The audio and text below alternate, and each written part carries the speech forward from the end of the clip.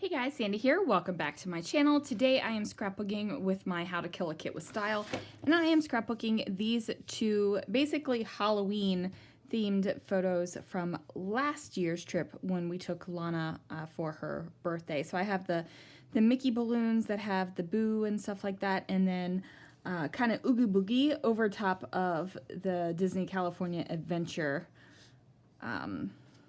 entrance. So normally when I have these two 4x6 photos, I would do them like this, but I'm going to try to do something different and have them across the page. I'm thinking I might do them at a little angle. Well, let's see what I can do. I'm gonna go ahead and start off with this bee paper. And I gotta tell you, when I pulled this paper out, I thought I was gonna use the other side where it's some yellow honeycomb, but I didn't. Now I am going to use kind of this gray, green, blue. I don't really know how to describe it. It's like this grayy, greeny, bluey color. That's a solid that came in the project pad. I'm also going to use the black and white stripe that came in the project pad. And then I'm using this floral with the bees on it, which I can't believe I did, but I did. And there we go. Sometimes when you're pulling together a kit with your supplies, the things that you use might surprise you, because it definitely surprised me. I was totally not expecting to use this bee paper. It's just not my thing, you know what I mean? It's just not what excites me. I do have these two 4x6 photos. Instead of putting them in a straight line across the page, like I was talking about in the beginning at the intro, I decided what I would do was put them at kind of a little bit of an angle. Not, you know, a huge angle or anything like that, but just a little bit of an angle. I also decided to take the balloons and go ahead and pop those up on some fun foam just to give it even more interest. Now, you might be looking at this and going, you really didn't even need to do this to the background. And you're right, I could have done this layout without doing this to the background whatsoever. Probably should not be putting away a stamp set while I'm talking to you guys, because I'm sure you can hear the crinkle. I'll put that down.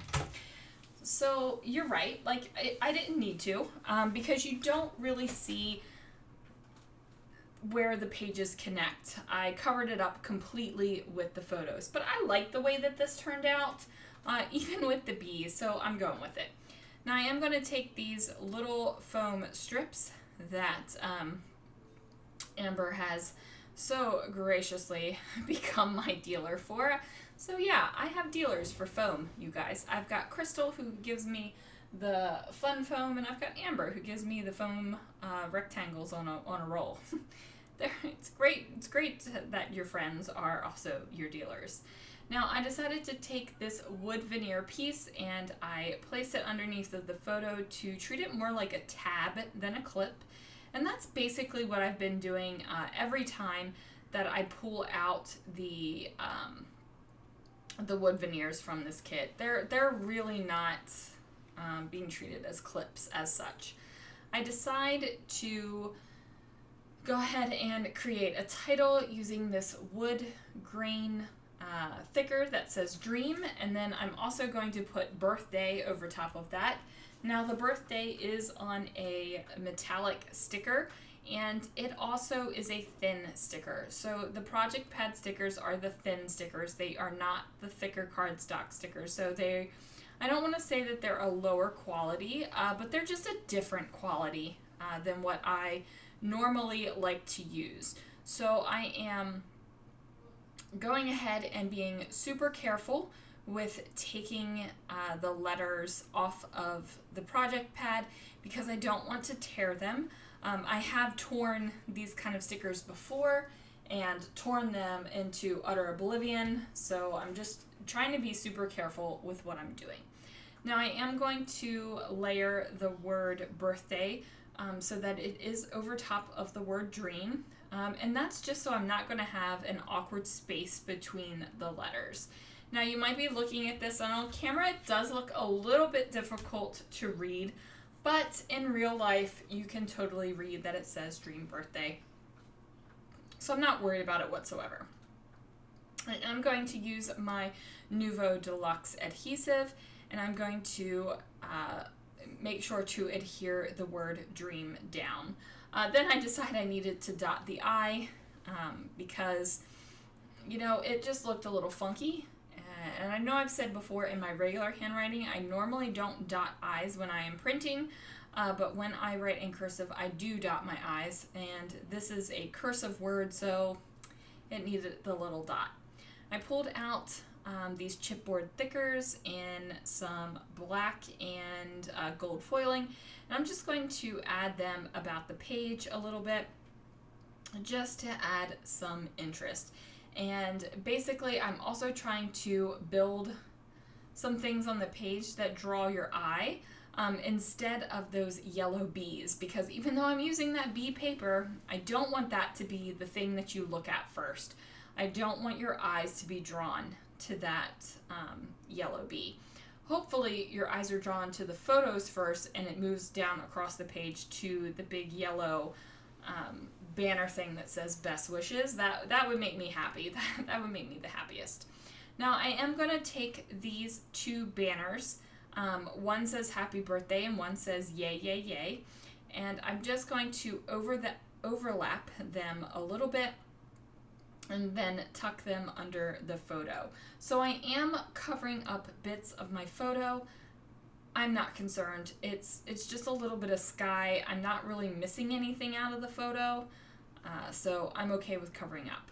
Now, I was thinking about bringing in those wild asparagus stickers. Do you guys remember wild asparagus? I thought that the wild asparagus line was just gorgeous. I just thought it was gorgeous. And I don't think I have any more papers, but I do have a couple of the sticker sheets left with pieces left on them. So now I'm going to grab these pink fresh puffy stickers, and I'm just creating a little bit more interest and a little bit more of clusters. So I don't just have these random flowers sticking about. I actually have some clusters. Now I am trying to figure out which ones of these puffy words I'm going to use. I added the one that says the best part.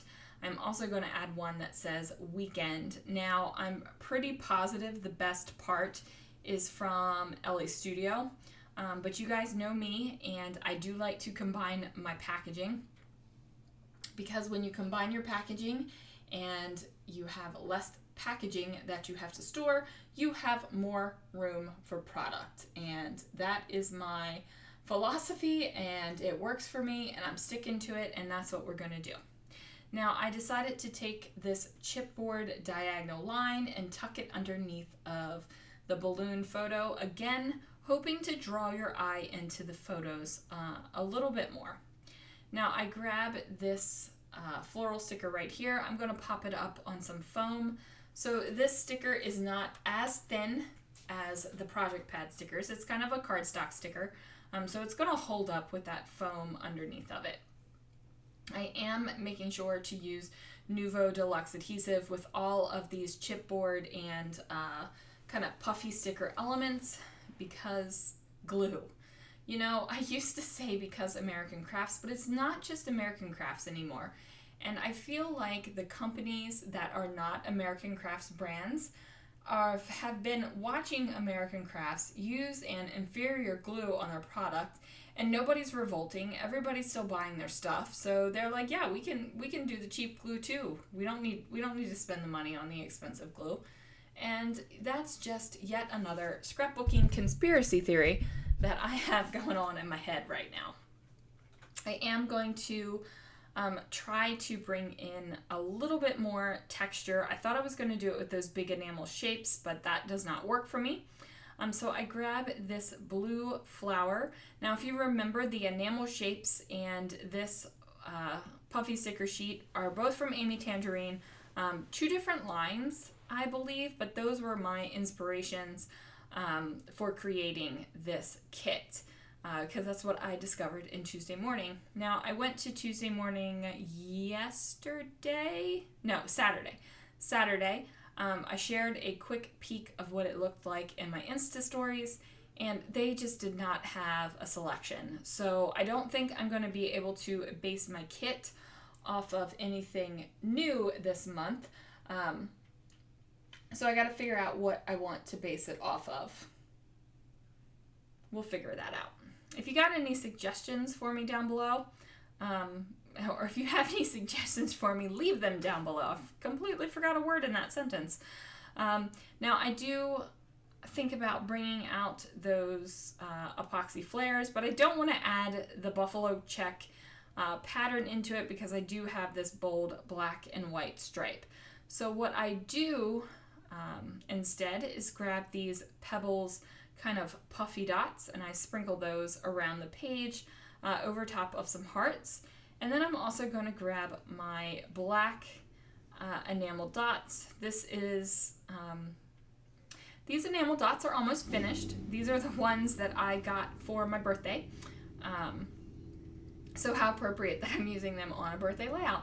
But these are the ones I got for my birthday from my husband, who sometimes watches my videos apparently because he gets ideas of things I want. So there is that.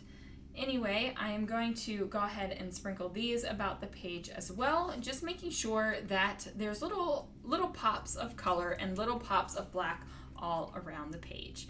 So there it is, you guys. Thank you so much for watching, and I will see you guys again real soon for another video.